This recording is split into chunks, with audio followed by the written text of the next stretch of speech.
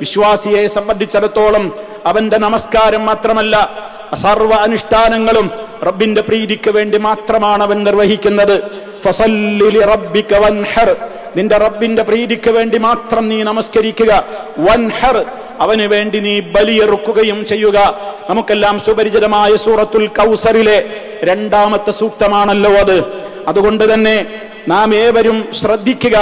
തനിക്ക് അള്ളാഹുവിന്റെ അടുക്കൽ ഏറ്റവും പുണ്യം ലഭിക്കാവുന്ന ഒരു മഹാകർമ്മമാണ് അള്ളാഹുവിന്റെ പൊരുത്തം മാത്രം ഉദ്ദേശിച്ചുകൊണ്ട് ബലിയെറുക്കുക എന്നുള്ളത്. ബലിയെറുക്കുന്നവൻ അറുക്കുന്ന മാംസം അള്ളാഹുവിന് ആവശ്യമില്ല. അള്ളാഹു രക്തദാഹിയല്ല, മാംസദാഹിയല്ല.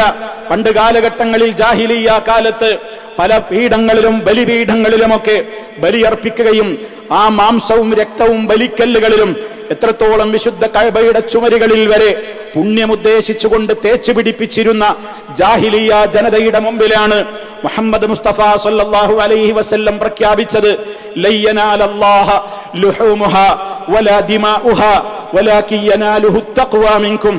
അള്ളാഹുവിന് നിങ്ങൾ അറുക്കുന്ന ആ ഉരുവിന്റെ മാംസമോ രക്തമോ അവനിലേക്ക് എത്തുന്നില്ല.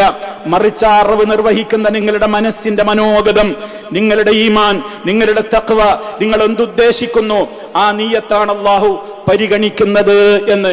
അതുകൊണ്ട് മുത്തഖീങ്ങളുടെ മേലുള്ള ഒരു കടമയായ ഒരു കാര്യമാണത്. വളരെയേറെ ശക്തിയായ സുന്നത്താണത്.